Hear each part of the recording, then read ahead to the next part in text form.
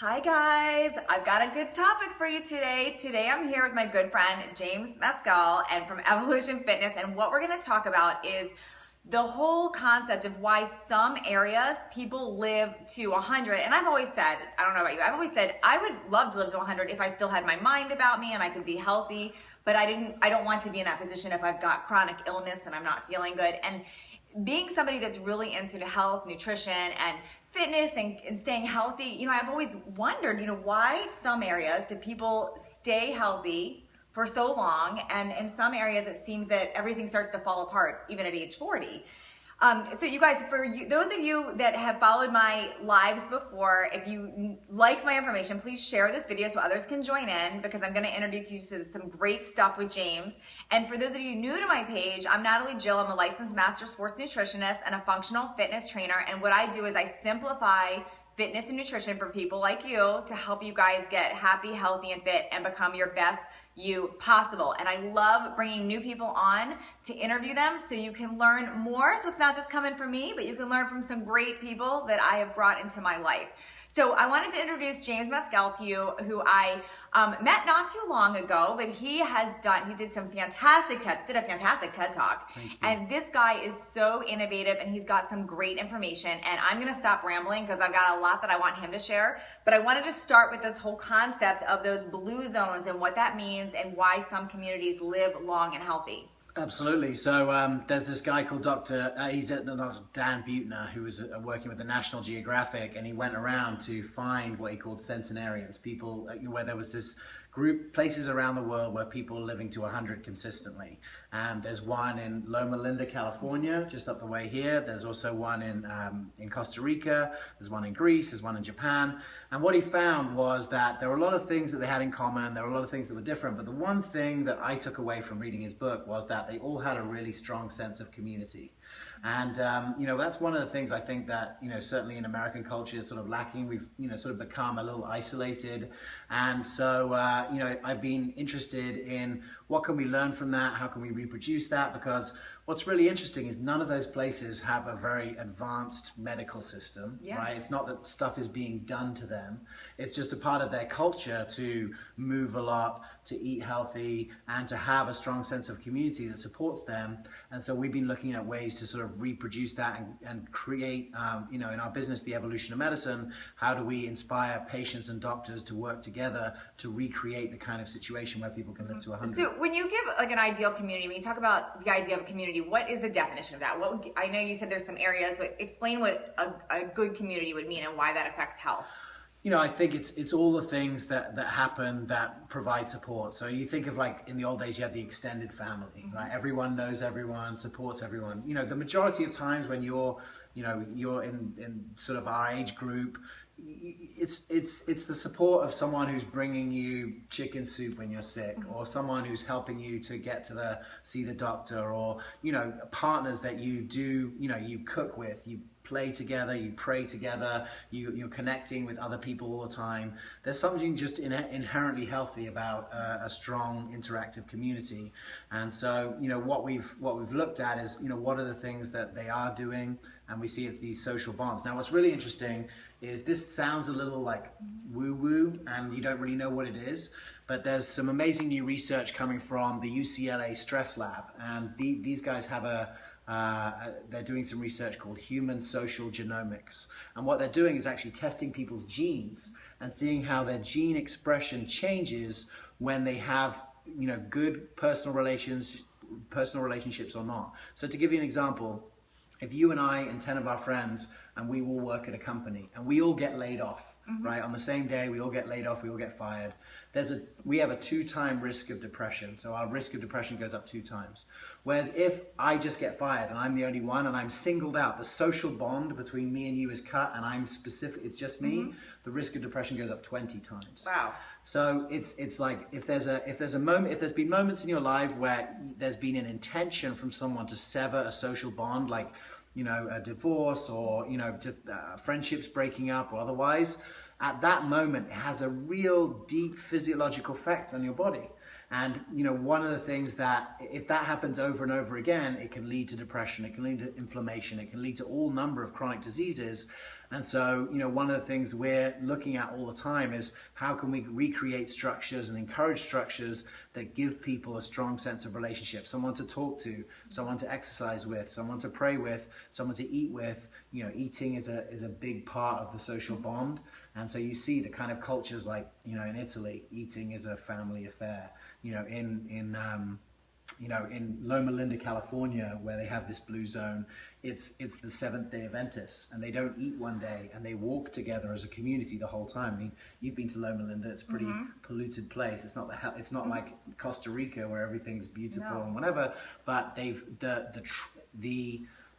things that they do together trump the pollution in the bowl of LA. So this is really interesting because I think community really gets left out of the equation a lot. Like we talk about, people are educated on, I need to work out, I need to eat healthy food, I need to see my doctor, but people are isolated. Why do you think, what has changed that? Is it internet? Is it, what has made us feel, what has made this community sense? Because I remember just as a kid even, I think back to, and I'm 44, so just being a kid, I remember just walking outside and playing with the kids in my neighborhood, and I didn't stay in touch with people all over the country. I had my neighborhood that we were friends with, and that's even changed. What do you think is contributing? It's ease of communication, with other people. I think, it's a part of the success of capitalism in a certain way. It's like the dark side of that, where look, if everyone has their own home, then everyone needs their own lawnmower. Whereas if you're in a community, maybe you could share a lawnmower.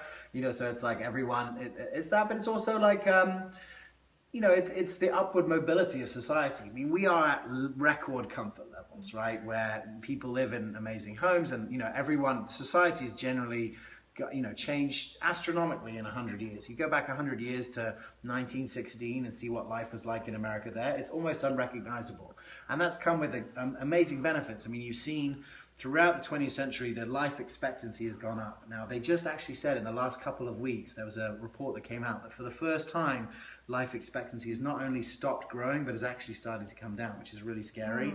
But there are the sort of the negative side to our prosperity has been more social isolation. You used to have extended families all living together. You had multi-generations of families living in the same house. Now everyone lives in separate houses. You used to have kids all living, sleeping in the same bed. Now it's all separation. And so it's the same thing. In my TED talk, I spoke about the similarity of that and say, our interaction with germs. We used to have a lot of germs around, and then we started killing all the germs, and then suddenly we're isolated, and we don't have the same support of these germs that keep us healthy. So all of these things are leading towards a situation where chronic disease can thrive. And what we see in America and all over the industrialized world is an increase in chronic disease. And it's partly to do with the food, it's partly to do with the social conditions, it's partly to do with the lack of exercise and the sitting in front of the computer and not living the way that we are adapted to live. But I think that one of the things that's exciting is that the social component, if you can get that right and you can do other healthy behaviors like working out, eating right, whatever, in a group environment, then you get sort of like a synergistic benefit where you have accountability partners, support partners. I've seen on your videos, you've talked a lot about that. A lot about accountability. So what do people, I'm sure we're getting questions about this, but what would somebody do if they feel like they don't have this community and they're feeling, because even if you're feeling isolated, then you probably really are isolated. So what do you suggest that someone would do? Well, what I think is that, there's the double-edged sword of the internet, right? Here we are learning in front of a whole group here, and it's been isolating. But what I have found is that, before the internet, you didn't really know who was interested in the same stuff as you, right? In the street, you couldn't really tell who was interested. Now, you might see the same person at the farmer's market. There weren't as many farmer's markets. You might see the same people around in the gym. But now what you have is you can use these online tools to be able to create offline connections. So what more and more people I see doing is going to find communities online. And I see a lot of community leaders like yourself, finding ways for people to find each other locally. So to find accountability partners, to find support partners, to be able to build local connections. So things like, look at the company, meetup.com, like Meetup. There you can find a meetup in your community for almost anything. Scrabble, all kinds of, there's everything.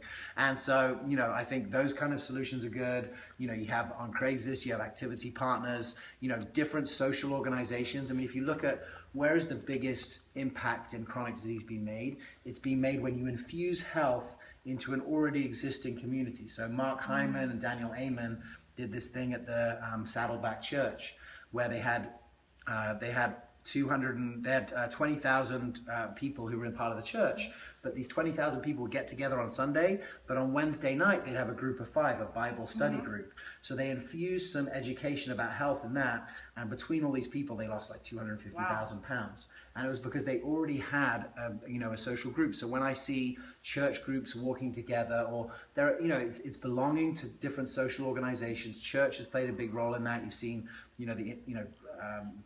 religion has sort of like fallen away in certain parts, it's strong in other parts. And so I think that there's new social organizations that are emerging to either replace that or add value to that. So is there something because I think people do long to be part of something, and that's why people get attracted to their specific church or their group or their whatever it is.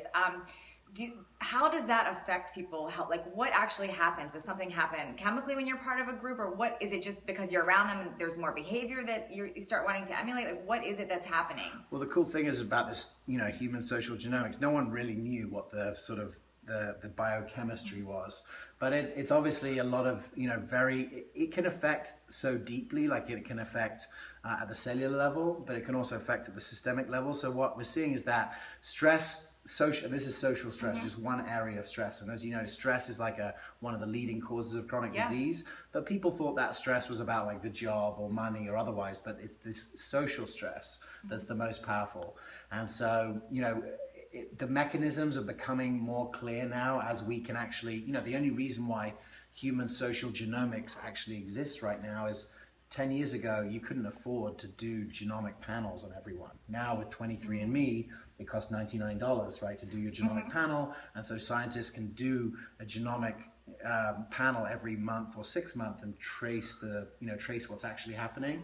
So we don't know exactly the mechanism, but it's definitely something to do with the autonomic nervous system and the parasympathetic sympathetic balance. And that's it's an area that needs probably more things to more research, but it's very exciting to see. At least we're understanding what's at the cause of all of this now. Wow. Oh, Brooks is behind the camera. Brooks, what are we getting? Any questions that we're not addressing yet? People are just loving it. Some people are chiming in, like Rose. She's like, my dad lived to like almost 100 with no chronic disease. Wow. He exercised daily, did Tai Chi. So amazing. I mean, really talking about like that functional aspect of being healthy prevents a lot. I think this community stuff is fascinating because it is something we tend to all overlook, and I think people are becoming more and more isolating, and nobody's aware of how that's actually affecting their health. Absolutely. Yeah, it is happening, but I think as we start to learn, we can start to take, and that's the beauty of the internet. The double-edged sword is now you're finding out about it. You can realize, okay, this is potentially something that I can do something. It's not something that costs me anything. It's not something. So our work up until now has really been focusing on helping doctors to create structures around their practice. So, one cool thing, and I think your fans might like this. So I've got a couple of doctors now that are doing something like this.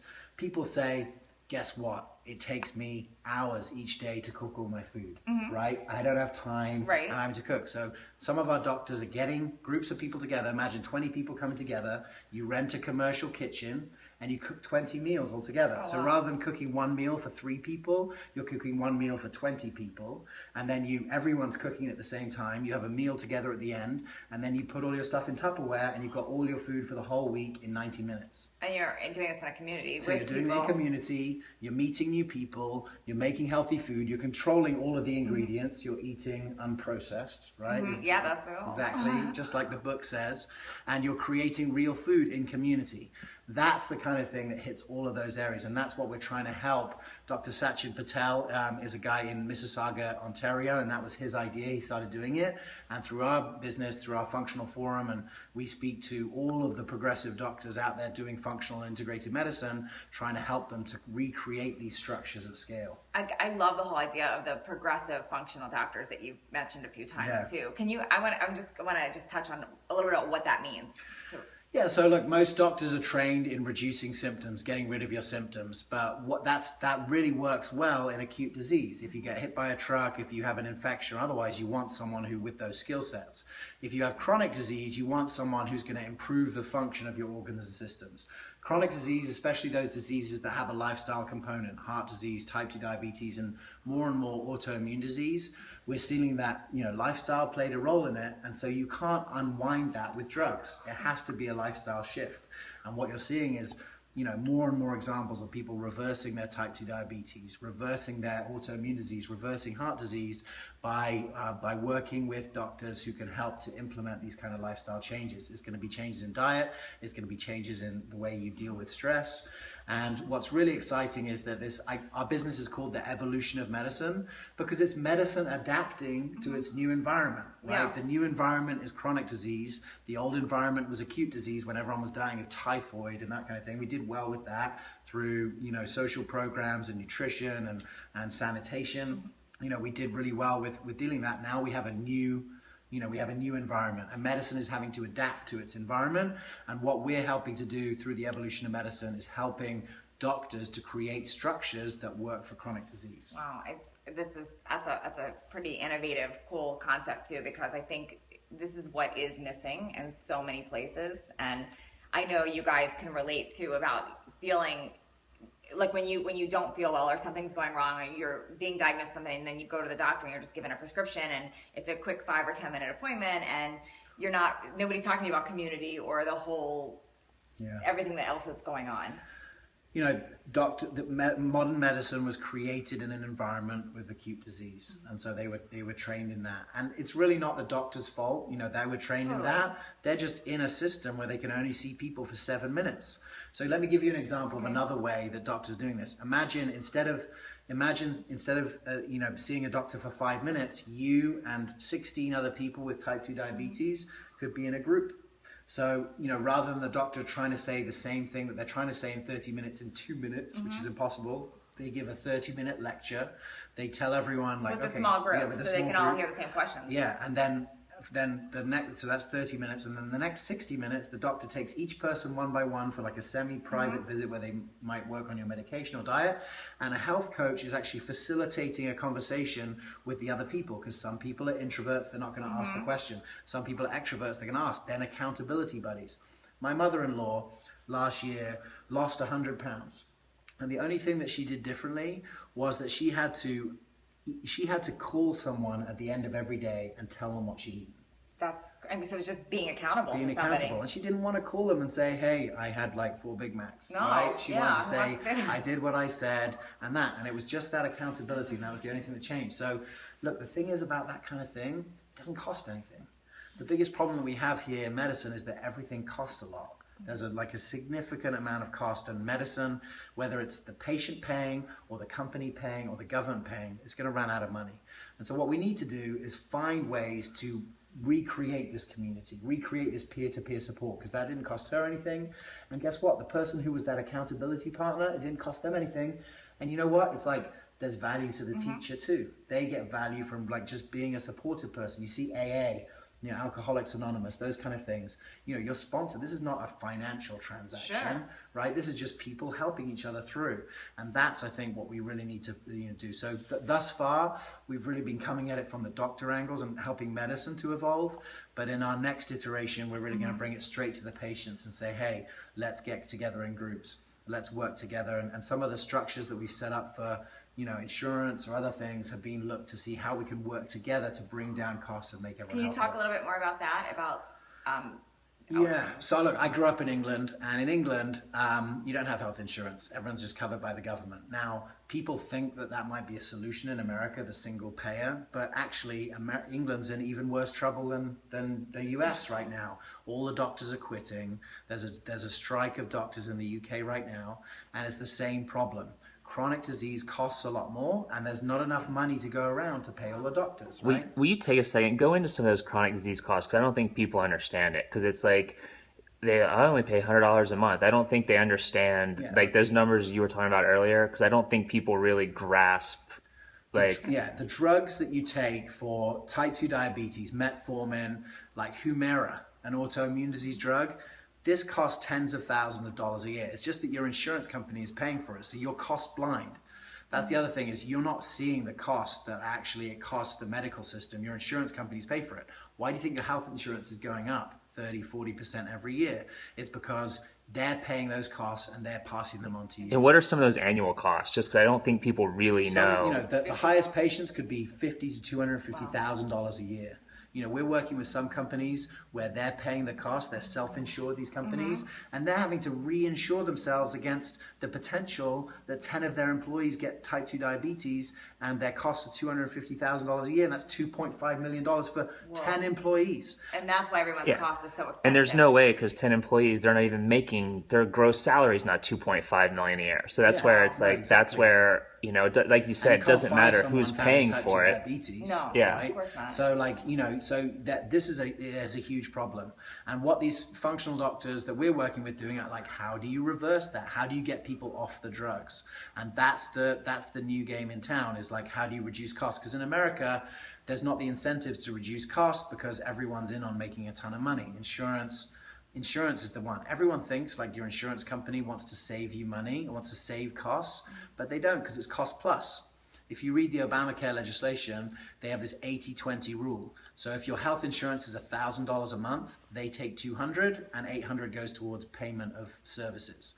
If it's, you know, $100 a month, that would only be $20. So there's an incentive to keep the numbers going up. Same with pharma, same with hospitals. When I found this out, I was shocked. Yeah, I wasn't that shocked, but I was a little bit shocked. But that's why we're working to try and create systems that really work. So yeah, you know, these people, there's certain people that it costs a lot, and it's not their fault. You know, they're just they go to the doctor and the doctor tells them what to do. But that's the standard of care. And these heroic doctors have gone outside of the standard of care to learn about how you reverse chronic disease. And I was telling you earlier, it hasn't come to America yet, but it's going to come on BBC America. Check out my main man, Dr. Rangan Chatterjee, 6'7" Indian doctor, on BBC TV, reversing type 2 diabetes in 30 days, reversing chronic pain and opioid addiction in 30 days, because it was like Dr. Oz meets Super Nanny, where he goes to live in your house, right, for 30 days. And so you're seeing more and more examples of people reversing their chronic disease. And so people are like, oh, you can do that? Yeah. Like, that's a possibility, because your doctor didn't tell that. They're like, you're on metformin forever. And that's what they tell you. Sure. And so you're getting more and more examples. And so these heroic doctors have learned things like functional and integrative medicine, learning how to help patients adapt and change their lifestyle so that they get well. Up until now, this has been on people like you.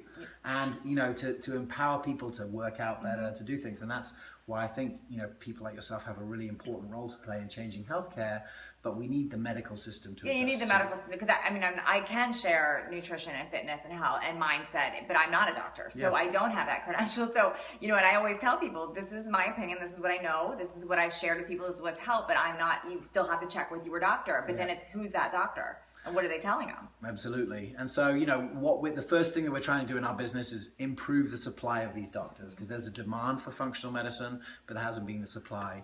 And just to go back to what you were saying before, so, you know, one of the things that we started last year was a company called Liberty Direct. It's libertydirect.org, and it's an affordable alternative to health insurance. And what this means is basically like you, me, and 35,000 of our healthy friends decide that we're going to share our costs. Okay. So if you get hit by a bus and it costs 35 grand, we'll all chip in $1 for you. That's essentially how it works. It doesn't work exactly like that, but that's the premise of it. And the cool thing is... And is that because everybody's sort of doing the same thing to stay healthy, or they're agreeing to... You agree to be healthy. You agree not to abuse drugs. You agree not to, abuse alcohol. Okay. You agree, you have to be kind of healthy to get in. It's not health insurance. It's an alternative to health insurance. But the key thing that's valuable about Liberty Direct, if you're a member, you're exempt from the Obamacare mandate. So you don't have to, and you can look up health cost sharing. If you Google it, you'll see there's been articles in the Wall Street Journal recently saying, guess what? All the healthy people are going to health cost sharing, because guess what? It costs half the amount. And so if you go to libertydirect.org, check it out, see if it's a fit for you. I put myself and my family on it. We feel like it's a solution for healthy people to be able to not essentially have to pay everyone else's costs. And, if you do have a chronic condition, that's what Obamacare legislation was designed for. Is there any downside to doing something like that? I know that's pretty scary for people if they rely on insurance and they're relying on what they've had, or they're on a lot. Like, what would be the downside to something like that? Look, if you're a person where your costs, like the cost of your drugs, plus your doctors, plus everything, plus if you add up all the costs, if that's more than you're paying in your premiums, then you've got a good deal with Obamacare and you should stay there. If you're the kind of person that's healthy and fit and is not using, you're just paying your money every month and it's just going out and you're not using it all, you're not going to the doctor, and you're paying for all the stuff that keep you healthy out of pocket, like your 7-day Jumpstart by Natalie Jill, or your gym membership, or your supplements, or otherwise, I think this is a much better option. Okay. So it's just, that's good information. Brooks, what questions are we Well, getting? a couple people are asking about that doctor's name from the UK. Dr. Rangan, R-A-N-G-A-N, Chatterjee, Chatter, C-H-A-T-T-E-R-J-E-E. I'm actually going to see him tonight because he's flying for the conference that I'm going to in San Diego. But this is going to come on BBC America. It just launched in BBC Asia, and because he's a very good-looking Indian 6'7" guy, I think he's going to be a megastar, and it's because he's showing, the point of the show.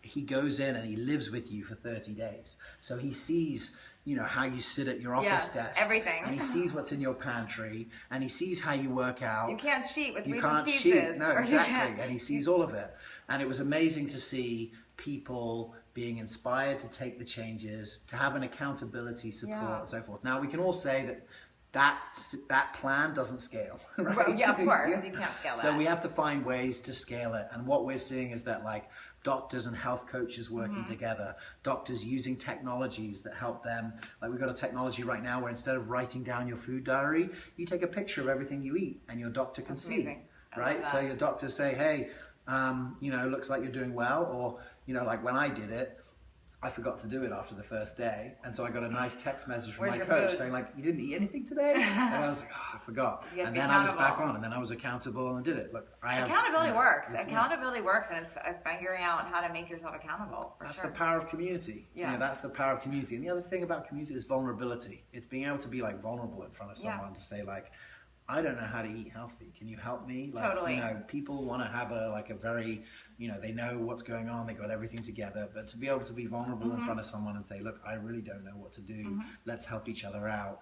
The most powerful, mutually beneficial relationships that we see that really, contribute to the health of communities and people are those kind of really honest relationships. And I find that, when people can find things that they have in common, that are based around, especially when they get together to do healthy behaviors, I think that's a sort of a structure that we can build things along. It doesn't cost anyone anything. Yeah, I love it. What other questions, Brooks? I mean, I think that's pretty much it. I mean, a lot of people really like the topic. Awesome. Where can they find your TED Talk if they want to hear that? Because yeah, if you just go James Maskell TED, if you just Google that, you'll find it. It was on this tiny island called Guernsey, which is a tiny island between England and France, and they have a goal to be the healthiest place in the world by 2020. Okay. So I sort of laid out my vision for what it would take, and it's all about using technology, using peer-to-peer community support to create healthy communities. And that guy, Dan Buettner, who I was mentioning at the beginning, he's tried to bring the ideas from blue zones into America. And he did it. He's from Minnesota, so he brought it to Minnesota, and the results are staggering. 41% reduction in costs, You know, communities deciding for themselves what's going to make them healthier, not like us telling you, all patriarchal, do this, do that. No, it's like, hey, what do you guys need to be healthy? People know, right? They knew already, and it's just about bringing it out of them. And so, you know, that's what I see the future is like communities coming together, deciding what they want. There's more than enough money to go around. It's just the money's been used in the wrong places. So, okay, and then where can they find out more about the health insurance alternative that you mentioned? Yeah, it's libertydirect.org. Check that out. It's you know, we typically get the most numbers of people coming in during open enrollment, which starts November 1st. And so we see a big spike, but I can tell you this, and not many people know this, you can sign up for Liberty Direct anytime, and you can also just stop paying your insurance premium anytime. You can just stop paying. And so, you know, I would, if you check out Liberty Direct, if it looks like a fit for your family. But you apply for it, correct? You apply, you see if you're brought in. If you have a chronic disease already, you'll either get accepted as a provisional member, where you pay a little bit extra, but you get access to an ongoing health coach. Or, you know, you'll just be accepted, or you'll be rejected. They only reject 3% of people. But this is, you know, the whole plan is like, how do we, you know, the incentives are the opposite. In insurance, it's like, how do we create as much cost as possible? Because we're a publicly traded company with a fiduciary responsibility to our shareholders to maximize profit, and we're going to do that. This is not. This is like, hey, we're all going to come together and we're all going to keep ourselves healthy.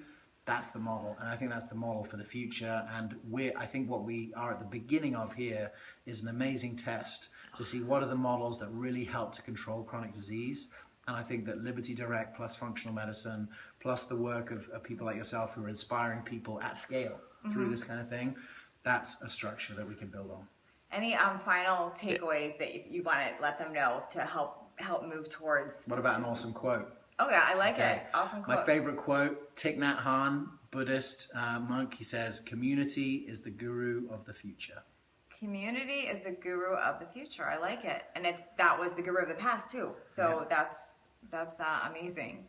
Thanks you guys for chiming in. Listen, if you missed the beginning of it, you can always go back and rewind. And please feel free to share this. I also tagged where to find James and where to find his company, and we'll make sure we put links below so they can find some of the stuff that you mentioned, if that's okay. And I hope you guys enjoyed this. As always, comment. We'll try to get through more questions later if we missed them during this. And also, always let me know what other topics you'd like to see. I love bringing people on and interviewing, and I learn new things as I'm interviewing them as well. So let me know what topics you'd like to see from me or from people I'm bringing on. Have a great day, you guys. Bye.